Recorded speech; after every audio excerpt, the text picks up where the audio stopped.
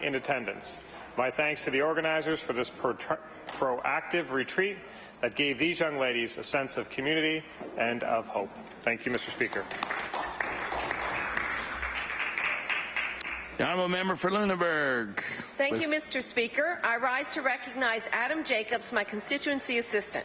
When not refereeing basketball games, playing baseball or floor hockey, or parenting his 4 children, he can be found at the Lunenburg constituency office in Blockhouse. Adam is the face and voice of the Lunenburg constituency office. Always cheerful and welcoming, he serves constituents with respect and efficiency. I certainly appreciate his work in the office and when he's out and about in the community in my behalf. In particular, when this legislature is sitting, I depend on him to keep the office running smoothly, plus keep me updated on constituency matters. Order, please. Time allotted for oral or member statements has expired. We'll now move on to oral questions put by members to ministers. The Leader of the Official Opposition. Thank you, Mr. Speaker. My question is to the Premier. Mr. Speaker, the entire Muskrat Falls project is now billions of dollars over budget and behind schedule. The new CEO of Nalcor is even reviewing the future of the project, something that will be of concern to all Nova Scotians who are relying on that project for our future energy needs and to help Nova Scotia meet its renewable energy targets. I understand the Premier has had a conversation with the Premier of Newfoundland, and I would like to ask him what assurances did he receive that the Muskrat Falls project will be completed. The Honourable Premier. Speaker, I want to thank the Honourable Member for the question. I know it's been this issue has been well communicated, but by the Minister of Energy, who spoke to his counterpart, the Premier of Newfoundland and Labrador as well, said this project continue to move forward. We know there will be an adjustment in the time frame to which that happened. Those will be working out with the partners involved in that, but we look forward to that energy coming to our province. As was alluded to, the only question really is when. The Honourable Leader of the Official Opposition.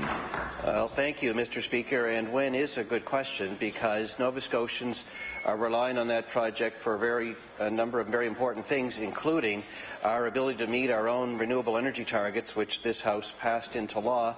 Mr. Speaker, I'm wondering if the Premier can assure the House that we won't be offside of our renewable energy targets, and also whether his government has a plan B to hit those targets if the Muskrat Falls project is pushed too far into the future because of delays. The Honourable Premier. Thank you, Mr. Speaker. I want to thank the Honourable Member for the question. We're well on way to hitting our targets, Mr. Speaker. We'll continue to do so. We're looking forward, though, to this project happening. As I said earlier, they're now going through the process. The new Chairman of Nalcor is working towards looking at what does that time frame look like. We've been assured that we'll get from them an update sometime between now and June with a time frame on how much that project will be extended, and when we receive that, I don't think we'll have to communicate it. I think Newfoundland and Labradorians will communicate it to their citizens and indeed to all of the investors who are part of this project. The Honourable Leader of the Official Opposition. Thank you, Mr. Speaker. And Nova Scotians are particularly interested in the Maritime Link component of the project, since that's the part of the project that we'll be paying for directly, Mr. Speaker. One of the benefits of that Maritime Link is the jobs that come with it, particularly during construction. We learned today that a major contractor for the Maritime Link specifically missed their payroll last week and has filed for bankruptcy protection. Mr. Speaker, it's good news that they've since made good on the payroll while they sort out their $16 billion in outstanding debts. Mr. Speaker, the success of the Maritime Link is very important not only to the people that work on the construction but also to Nova Scotia ratepayers. I'd like to ask the Premier if his government has reached out to the company in question or to Emera to determine the stability of the Maritime Link portion of the project, and also if meeting payroll is going to be a problem again in the future. The Honourable Premier. Speaker, I'll ask the Minister of Energy to respond. The Honourable Minister of Energy. Thank you, Mr. Speaker. As pointed out by the Leader of the Opposition, there were concerns raised about one of the contractors involved in this project. Emera has confirmed with us that everyone has been paid and that the project continues to be on time and on budget. The Honourable Leader in the House for the New Democratic Party. Mr. Speaker, survivors of sexual assault are in desperate need of timely services. In recent days, we have learned Avalon Sexual Assault Centre has seen wait times for some of their services triple. In a radio interview aired this morning, the Minister of Community Services suggested those on the wait list at Avalon should seek services elsewhere. However, under this government, wait times for community-based mental health services has increased 25%. My question for the Premier, where specifically is the government advising survivors to go for timely, appropriate service? The Honourable Premier. Thank you, Mr. Speaker. I'll ask the Minister of Community Services to respond. The Honourable Minister of Community Services. Thank you, Mr. Speaker. Wait lists at Avalon have been around probably as long as the organization itself. We do tremendous work with survivors of sexual violence, both immediate and long-term abuse survivors. I know that today that officials from my department and the Department of Health were working together to try to devise a way forward in alleviating the wait list, because we know that survivors deserve immediate care. We know that they deserve immediate therapy, and like we've done in the past, we'll work with Avalon to make sure that that happens. The Honourable Leader of the New Democratic Party.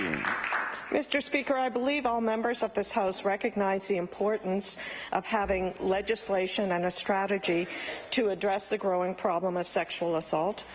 Unfortunately, the $1.2 million in prevention innovation grants currently being announced does not address the ongoing issue of wait times, nor are they available to support the organizations and experts who have been doing this work in communities for years.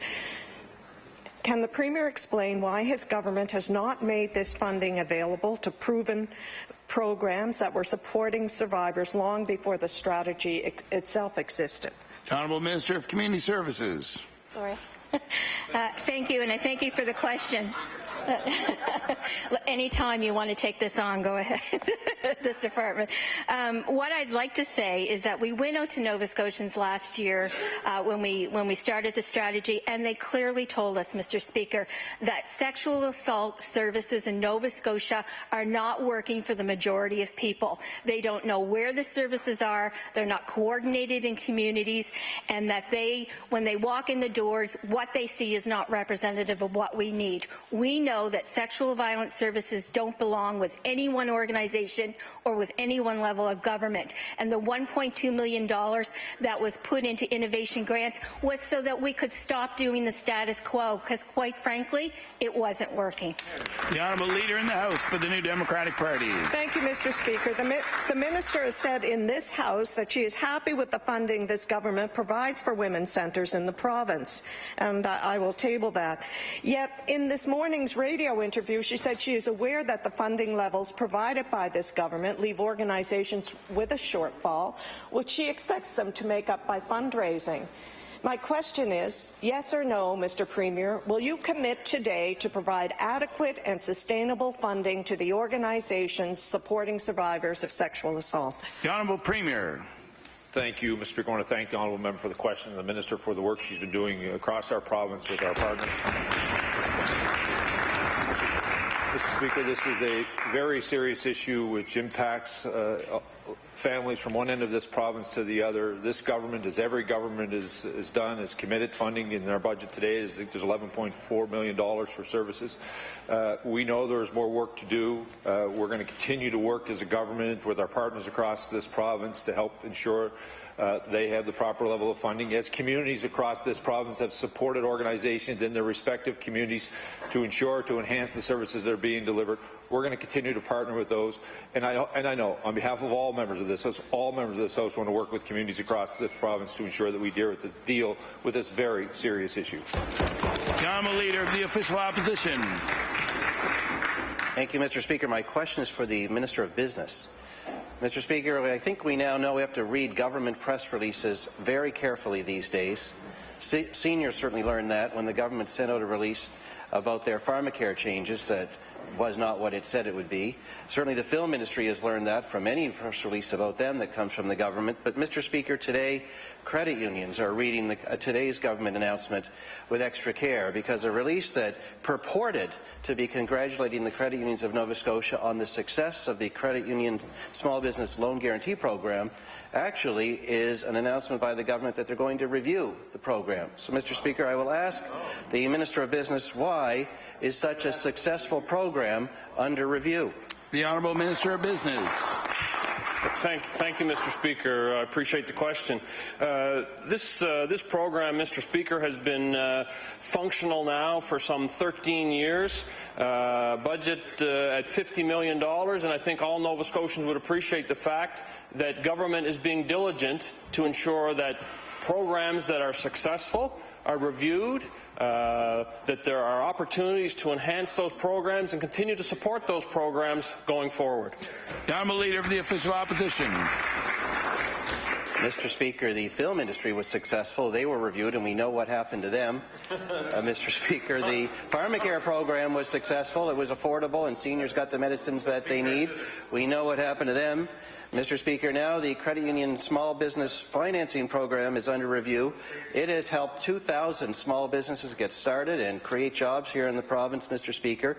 The government saw its benefit when they came into office. They doubled the funding for the Credit Union program. Surely they did a review before they doubled its funding just 2 short years ago. Mr. Speaker, I'm going to ask the Minister, what problem is he trying to solve? The Honourable Minister of Business. Thank you, Mr. Speaker. We're not trying to solve any problem, Mr. Speaker. We recognize the success of the program. Mr. Speaker, it's what government should be doing when we're expending taxpayers' dollars. 13 years. 13 years, Mr. Speaker, without a review. It's appropriate. The program has been very successful. Is there an opportunity to enhance the program? We want to ensure that the programs government implements are supported and that we're using taxpayers' dollars appropriately, Mr. Speaker. The Honourable House Leader for the New Democratic Party. Thank you, Mr. Speaker. Yesterday, when I asked the Minister of Health about the closure of the transitional beds at Cape Breton Regional Hospital, he said it was the Health Authority that makes decisions around daily operations. Mr. Speaker, the Minister of Health needs to be involved in critical decisions that could have long-term effects on the delivery of health care in Cape Breton.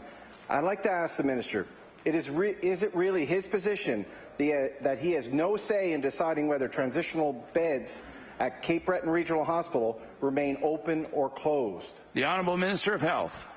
Thank you very much, Mr. Speaker. As the member opposite knows very, very well, the transitional beds were put in place at a time when we didn't have the capacity in nursing homes such as we have today during the process of building 1,000 homes. Look, I will leave it to the judgment of the Health Authority to make the right decision in this case. The Honourable House Leader for the New Democratic Party. Unbelievable, Mr. Speaker. I'm sure there's MLAs from Cape Breton in this House won't appreciate that answer, Mr. Speaker. There's a moratorium on new long-term care beds. They're not going to build anymore. Seniors in Cape Breton waiting 600 to 900 days to get placement in a long-term care bed. Mr. Speaker, my question to the Minister, what is he doing to address the wait times facing Cape Breton seniors who are looking for placement in long-term care facilities? The Honourable Minister of Health. Thank you very much, Mr. Speaker. What we know about Cape Breton in terms of care for seniors and for those who are needing care on a regular basis, we know that the 9 agencies in Cape Breton providing home care, nursing care, in fact, are providing just-in-time care for those seniors. The Honourable Member for Northside Westmount. Thank you, Mr. Speaker. Mr. Speaker, my question is to the Minister responsible for Part 2 of the Gaming Act. The Ashby Legion and the Horizon Achievement Centre have an unprecedented jackpot for a game called Chase the Ace. It's projected to be $2.6 million in its next draw a week from Saturday. Chase the Ace allows non-profits like legions, churches and community organizations to raise substantial amounts of money. And in this case, it's helping people with intellectual disabilities as well as keeping the local legion open. Some are worried that the government is considering caving behind the scenes pressures to cap the Chase the Ace jackpots. So my question to the Minister, is the Minister for Alcohol and Gaming Division considering a cap on the Chase the Ace jackpots? The Honourable Minister responsible for Part 2 of the Gaming Act. Thank you, Mr. Speaker. And let me first acknowledge and recognize the sheer number of volunteers in the Cape Breton-Sydney community who have dedicated so much time to such a worthwhile community initiative. Quite obvious, it has brought not only the community and the province together. One of the things that we focus on, Mr. Speaker, is public access, public safety, and the integrity of the lottery game itself. And as Chase the Ace becomes ever more popular and evolves and leads to much larger prizes, the responsibilities of both organizers and those in our gaming section who oversee it are paramount, and we continue to work with the partners in that environment to ensure we maintain public safety and the integrity of the game. The Honourable Member for Northside Westmount. Mr. Speaker, these local fundraisers are good for the organizations, the local economy, and the community. Local businesses have seen big boosts in sales on the weekends when Chase the Ace jackpots are being held. A cap would seriously deter non-profits from being able to raise money this way. Simply put, Chase the Ace allows gaming revenue to stay in local communities and doesn't drive people to addiction or depression like other forms of gambling. So my question again, will the Minister assure Nova Scotians today he will put the interests of local legions and communities first by fighting any effort by the gaming lobbyists or others to put a cap on our Chase the Ace jackpots? The Honourable Minister responsible for Part 2 of the Gaming Act. Thank you, Mr. Speaker, and I want to assure my colleague opposite that we haven't, in these circumstances, received any pressure or outside engagement with those who oppose any types of lotteries. Quite the opposite. There's a tremendous amount of support for this particular initiative. Mr. Speaker, one of the things that we remain very conscious of is the integrity of the game. There have been changes made in cooperation with the organizers, both at the Legion and at the society involved in fundraising. In the case of Inverness, Mr. Speaker, there was the same type of dialogue with the Inverness Legion, and they themselves closed their game with a particular method that they wanted to apply. We continue to work with the Sydney Legion, the Ashby Legion, and so far, Mr. Speaker, things are well. The Honourable Member for Sydney River Myra Lewisburg. Thank you very much, Mr. Speaker. Mr. Speaker, my question through you will be to the Minister of Health. Mr. Speaker, besides Chase the Ace, there's another game going on in Sydney. It's called Chase the Doctor. Mr. Speaker, we have many family doctors that are retiring at an alarming rate. In the next 10 years, we will need more than 1,000 family doctors to meet the need in this province. In Cape Breton, people whose doctors has retired have to go to a temporary clinic, and the need is so high that they now are not turning away patients from this clinic. Last week, the Minister said 3% of the population does not ask for primary care. That means 30,000 people in Cape Breton. Mr. Speaker, my question is quite simple to the Minister. When has the Minister promised a doctor to every Nova Scotian? When the Minister promised a doctor to every Nova Scotian in their platform, did he forget that Cape Breton was part of Nova Scotia? The Honourable Minister of Health.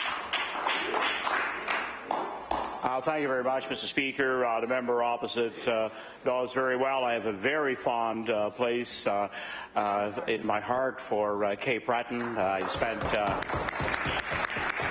some of my best vacations ever were in Cape Breton, but that's not the question he's asking. What I'm pleased to say is that strong recruitment has started to take place. The first 6 doctors now are identified. There'll be more coming this spring for Cape Breton, and we'll keep the member updated as they sign contracts and get communities assigned to them. The Honourable Member for Sydney River Myra Lewisburg. Thank you very much, Mr. Speaker. Mr. Speaker, Dr. Dale Miller, site medical lead at the Cape Breton Regional Hospital, said that the temporary clinic is merely a band-aid for what is a great big problem. Last week, Doctors Nova Scotia expressed disappointment over the lack of an investment in family physicians in the budget. There are 10 family doctors vacancies in Cape Breton already, and more, Mr. Speaker, more on the horizon. When can the people of Cape Breton expect to get family doctors, the family doctors they were promised by this government when they ran the last election? The Honourable Minister of Health. Thank you very much, Mr. Speaker. And what I can tell the member opposite and all people of Cape Breton is that the model of care is changing. I'm pleased to see that a community like New Waterford is looking strongly at a collaborative practice, and we need to have. We need to have patients in front of the right provider at the right time, and that's part of changing the model of care in Cape Breton. And I know that this is going to make a great advance in stronger primary care for Cape Breton. The Honourable Member for Truro, Bible Hill, Millbrook, Salmon River. Thank you, Mr. Speaker. On April 25th, the Minister of the Environment dismissed the last 2 of 6 appeals to the approval of the Alton Gas project. Last week, I asked the Minister if she was familiar with the precautionary principle enshrined in Nova Scotia's Environment Act, but I never did really get an adequate answer, Mr. Speaker. So to be clear, the precautionary principle states where there are threats of serious or irreversible damage, the lack of full scientific certainty shall not be used as a reason for postponing measures to prevent environmental degradation. So my question for the Minister again is this. Did the Minister apply the precautionary principle to this issue as required in the Environment Act? The Honourable Minister of the Environment. Thank you for the member opposite for the question. The precautionary principle is something that I'm quite aware of. All the approvals I granted the 2 Alton Gas have been granted in mind with the mitigation of risk to the environment. So, you know, all that has been addressed in the approvals. They all have terms and conditions that allow for the mitigation to be minimized. If you're going to talk about the precautionary principle, and certainly it's not something I want to debate because it's something that's been debated forever, I would take note that if you were going to take in the precautionary principle, my drive here today would have still had some risk. But nothing goes in life without risk, and certainly risk can be mitigated to make within the terms and conditions to make it safe. The Honourable Member for Truro, Bible Hill, Millbrook, Salmon River. Thank you, Mr. Speaker. I don't think that's exactly what the precautionary principle was made for, but I'll take that into consideration. Mr. Speaker, the appeals submitted on the Alton Gas project also addressed the lack of consultation with the communities in close proximity to the proposed project site. On April 19th, right here in the House of Assembly, the Minister agreed to meet with representatives of Sibinigadig and Millbrook First Nation, but only after the appeals were decided. Now, surely that's a textbook definition of meaningless consultation, to consult after a decision has been made. So my question for the Minister, since the Minister used to be supportive of community members opposed to things like fracking and the Alton Gas project, why did she decline to meet with Sibinigadig and Millbrook First Nations and other community members before rejecting the appeals? The Honourable Minister of the Environment. Thank you, Mr. Speaker. The honourable member should be very aware that when there's an appeal process that the minister has to rule on, they have to stay very unbiased. For me to meet with any special interest group would have been in violation of my role as a minister in making that ruling.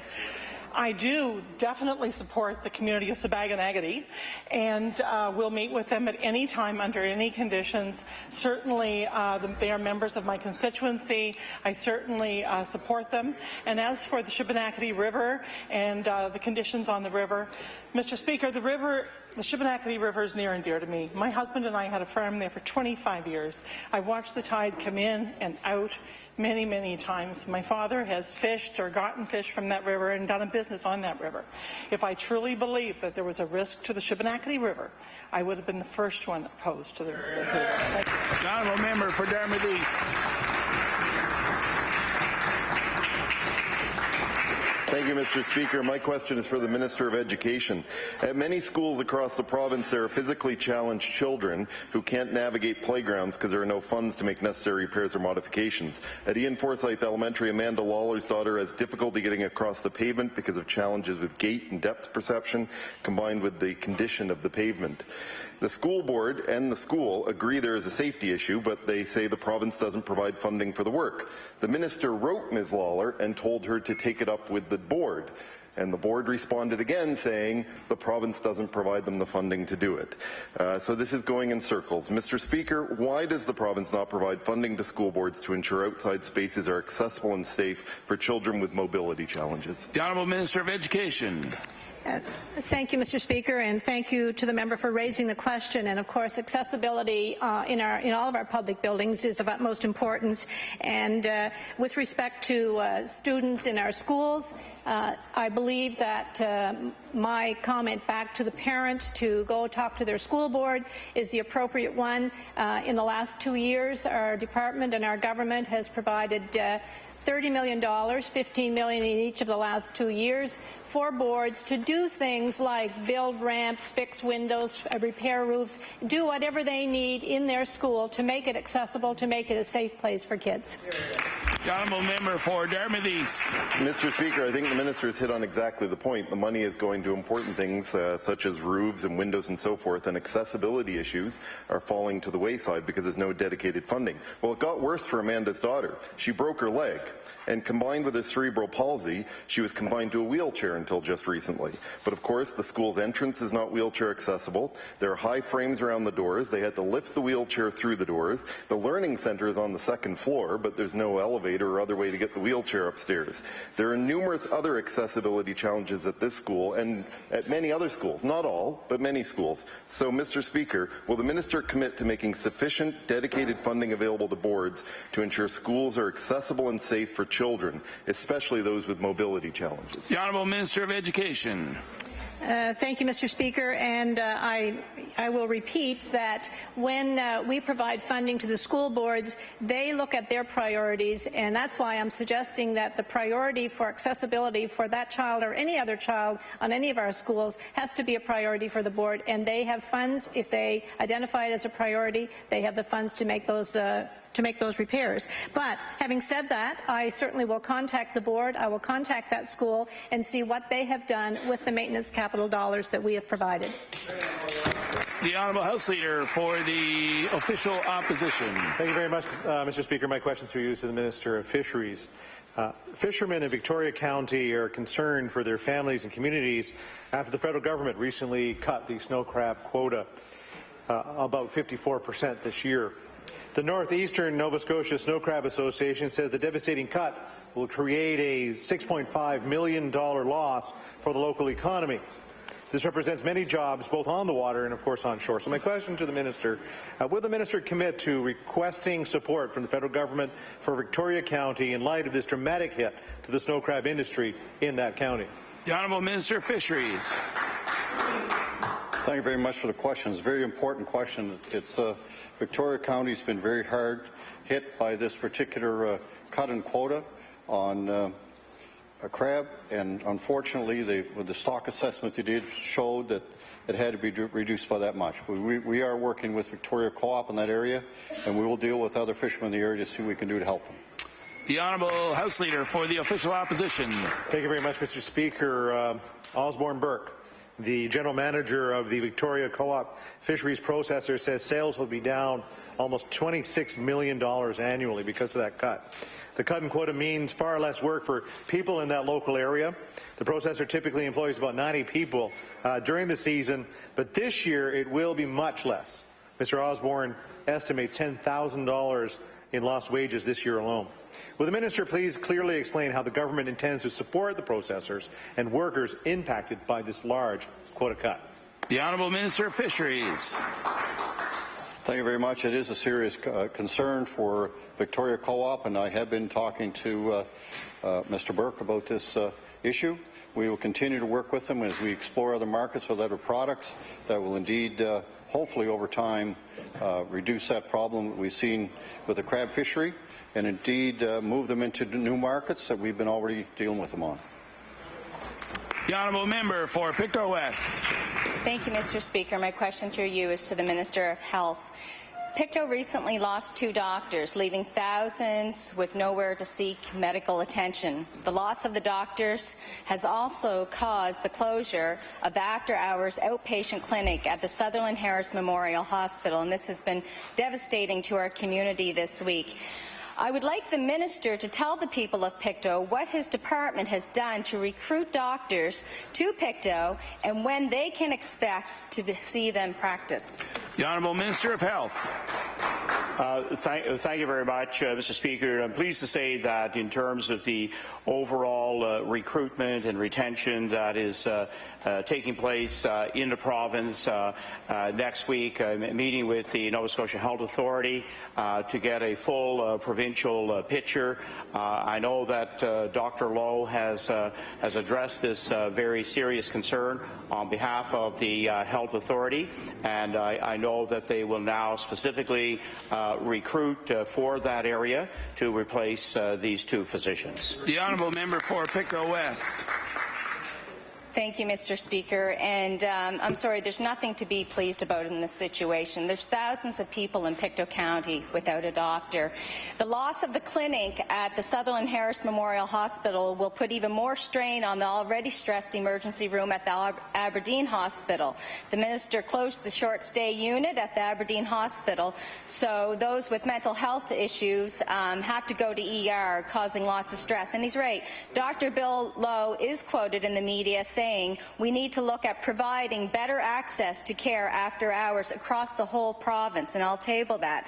So what action has the Minister been taking to provide better access to care for the people in Pictou specifically? Because as of right now, all we see, we're witnessing just the erosion of a whole medical system in our county. The Honourable Minister of Health. Thank you very much, Mr. Speaker.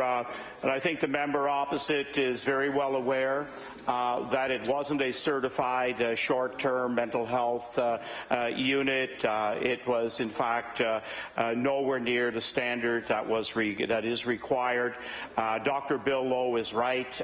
We do need, a different model of care that will be able to provide, especially for those hours after regular office hours, and that's exactly what the recruitment, retention, and the long-term planning for that area is now well underway. The Honourable House Leader for the New Democratic Party. Thank you, Mr. Speaker. My question is for the Minister of Labour. The protracted labour dispute at the Chronicle Herald has been going on for months. With no action taking place at the bargaining table, it appears there is no end in sight for this dispute. Can the Minister provide us with the government's assessment of this dispute and tell us at what point, if any, it would be willing to get involved? The Honourable Minister of Labour. I want to thank the honourable member for the question, and as the member should be aware, we don't insert ourselves into labour disputes. If either party would like a mediator, they can certainly contact us. I would not speak to any specifics in this or any other case. Thank you. The Honourable House Leader for the New Democratic Party. Thank you, Mr. Speaker.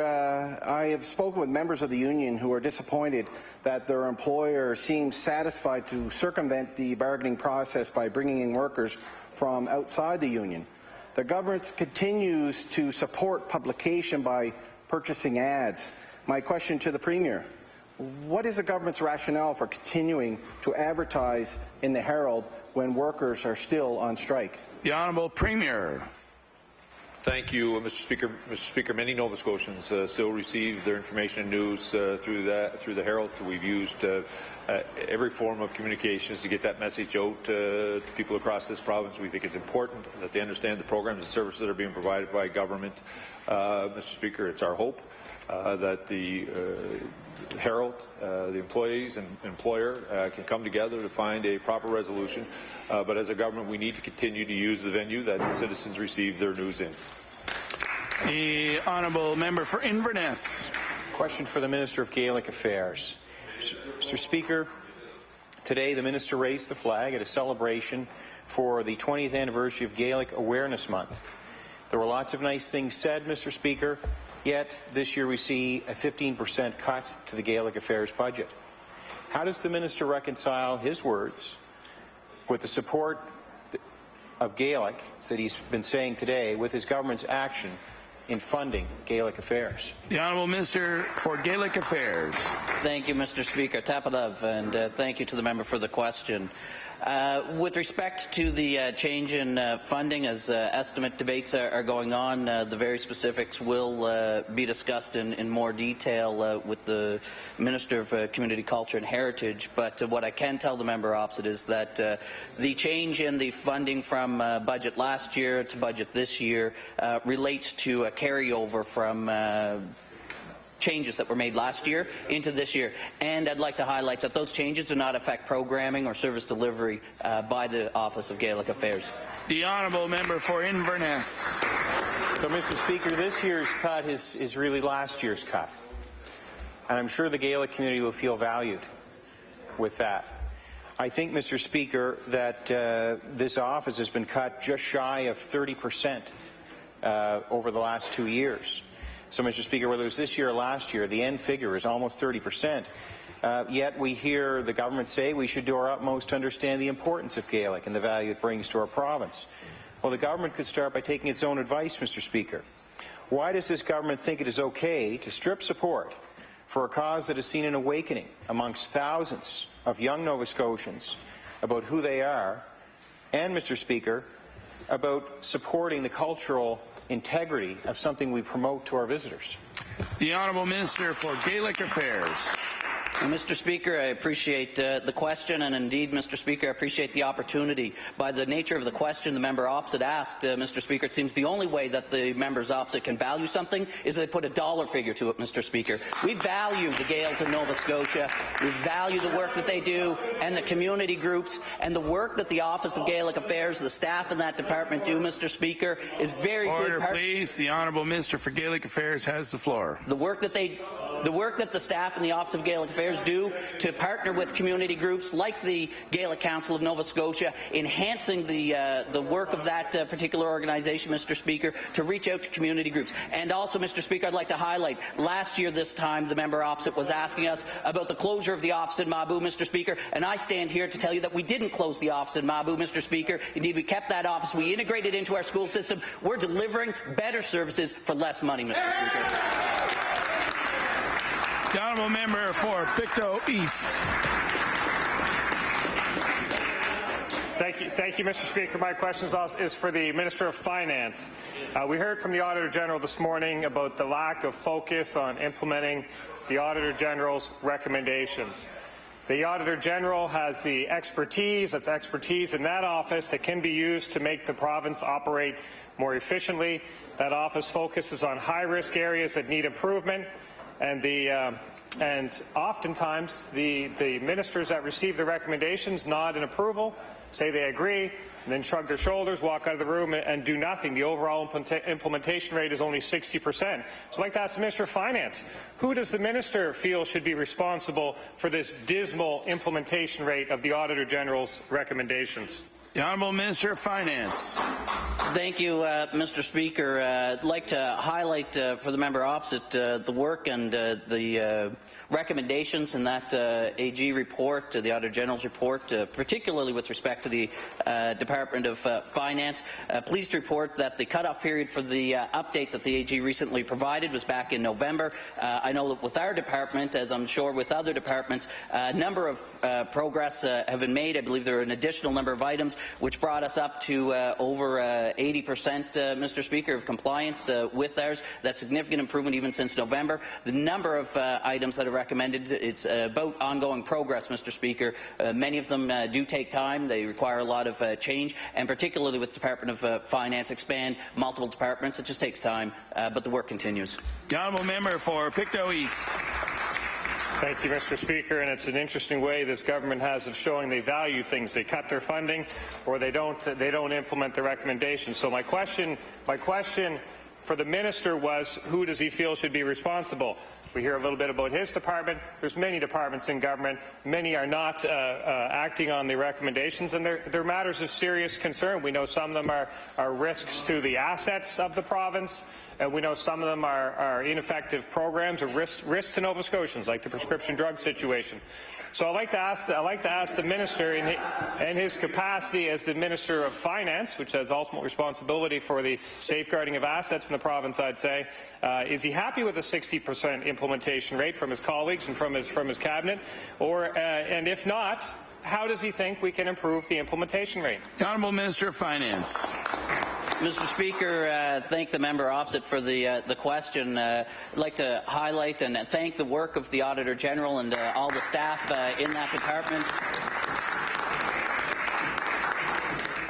With respect to the rate of compliance, Mr. Speaker, as I responded in the previous question, using just the one example of my department that we continue to improve on those tasks, that work is underway. There's obviously a cutoff time when the report gets produced, Mr. Speaker, so we've already improved our response from the report based on data back in November. And Mr. Speaker, I think the budget that we tabled earlier this month, Mr. Speaker, shows just how well this government manages the finances of this province. The Honourable Leader in the House for the New Democratic Party. Mr. Speaker, students at Cape Breton University recently learned their tuition fees will increase by 20% over the next 4 years, a decision made in April 2015. At that time, CBU's president stated that the rise in tuition was the result of the province's decision to provide only a 1% increase in its operating grant, and I'll table that. Dalhousie's vice president academic also said that tuition increases are necessary because the government is not keeping pace with operating costs, and I'll table that. This budget, Mr. Speaker, continues the practice of holding the universities to an inadequate increase of 1%. Is the minister proud of the untenable position that her government has placed Nova Scotia universities in? The Honourable Minister of Labour and Advanced Education. I want to thank the honourable member for the question, and I'd like to remind her that when her party was in office, Mr. Speaker, when her party was in office, they cut $35 million from universities repeatedly, year after year after year. If universities are in an untenable situation, Mr. Speaker, it's because of the actions her party took. The Honourable Leader in the House for the New Democratic Party. How much did tuition go up? Mr. Speaker. Order, please. The Honourable Leader in the House for the New Democratic Party has the floor. Thank you. In 2015, the government lifted the 3% cap on tuition fees to allow universities to make a one-time reset to accommodate so-called market adjustments. Not surprisingly, the university seized the opportunity to raise tuition fees. The 3% cap has now been reinstated, but many of the increases that were made in 2015 were spread out over several years, essentially making the 3% cap meaningless. Will the minister agree with that the 3% cap has lost its effectiveness because of the 2015 reset? The Honourable Minister of Labour and Advanced Education. Thank you, Mr. Speaker. The member is incorrect. There were no tuition increases above the 3% in 2015. Thank you. The Honourable Member for Sydney River Myra Lewisburg. Thank you very much, Mr. Speaker. Mr. Speaker, my question through you is to the Minister responsible for tourism, Nova Scotia. Mr. Speaker, the Liberal government is gutting our regional tourism associations. We learned recently that Destination Cape Breton's core and program funding has been cut by 66%. The provincial visitor information centres narrowly escaped the minister's chopping block. He shipped the tourism marketing and advertising strategy to Toronto consultants, and Mr. Speaker, the chair of the tourism board no longer lives in Nova Scotia. Mr. Speaker, my question to the minister is, why is the minister attacking our local tourism association? The Honourable Minister of Business. Thank you, Mr. Speaker. Mr. Speaker, we have... Order, please. The Honourable Minister of Business has the floor. Mr. Speaker, we've set a goal, Mr. Speaker, of doubling tourism revenues over the next 10 years, an item that came right out of the Ivany report, Mr. Speaker. If we're going to achieve those objectives, we have to change the way we do things, Mr. Speaker. The status quo is not acceptable. We've implemented strategies, demonstrated and proven by research, Mr. Speaker, that will assist us in reaching those objectives. The honourable member for Sydney River Myra Lewisburg. Well, thank you, Mr. Speaker. And I guess the minister probably counts the trips that the consultants come from Toronto here as part of the tourism influx. Mr. Speaker, tourism is a $2 billion industry, and it's vital to the economy of all Nova Scotia, especially in rural Nova Scotia. And we are supposed to be doubling tourism revenues according to the Ivany's goal, but not decreasing the supports for local tourism operators. Our regional tourism associations are vital to achieve this Ivany goal. Our tourism strategy should include both provincial and regional marketing strategies. So my question to the minister is very simple. Will the minister reinstate core and program funding to our regional tourism associations? Yes or no? A simple answer, yes or no. The Honourable Minister of Business. Thank you, Mr. Speaker, and I thank my colleague for the question. I want to recognize and acknowledge the great work that the employees do in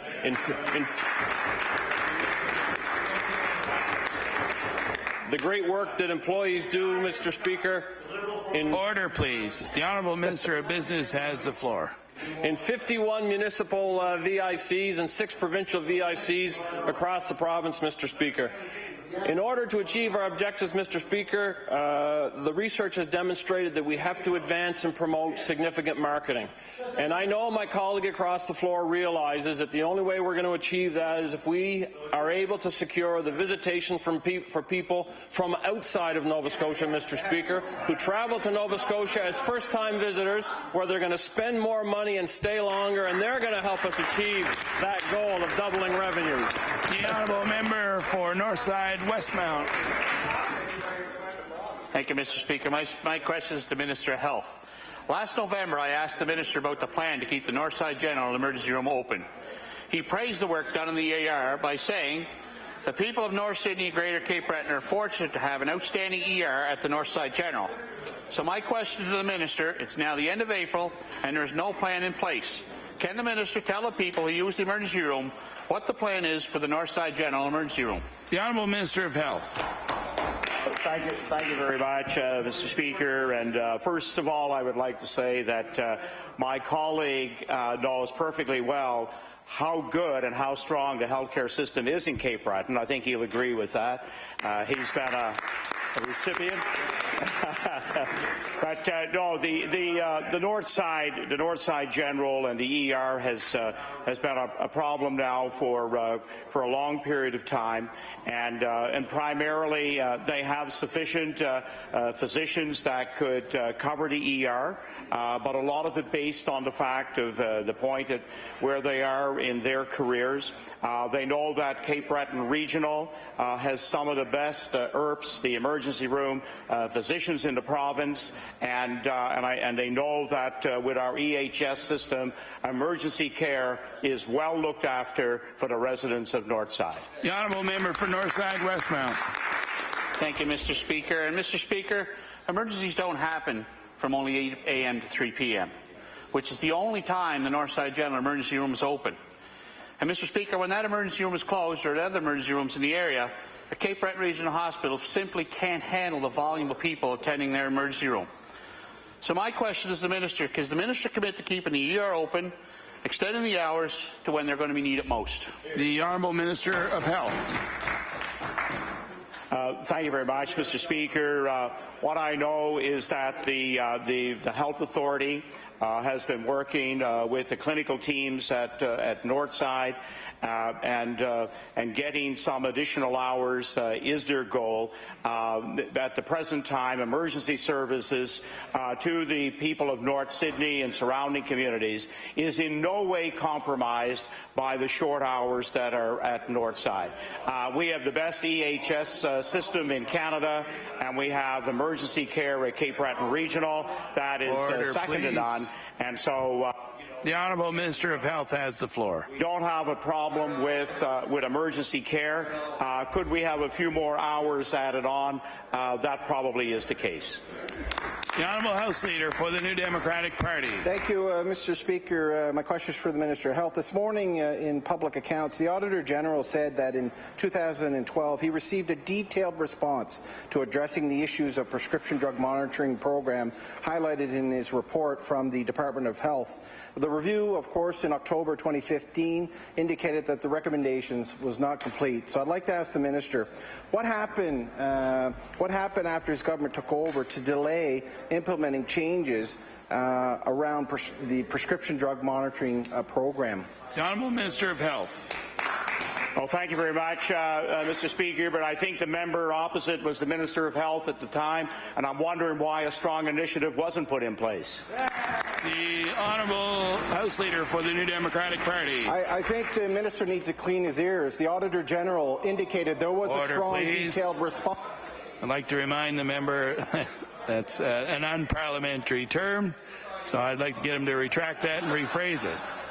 The Honourable House Leader for the New Democratic Party. I'm sorry, Mr. Speaker. Maybe the Minister just needs to listen a little closer to my question. The Auditor General indicated a strong response from the Department, which I supported fully, Mr. Speaker. Maybe it's because the first thing they did when they came into the government is fire the Deputy Minister of Health. Maybe it's the problem we see now is that the first thing they did was spend all their time and energy amalgamating the district health authorities, Mr. Speaker. That's the reason why we don't see improvements to the prescription drug monitoring program, Mr. Speaker.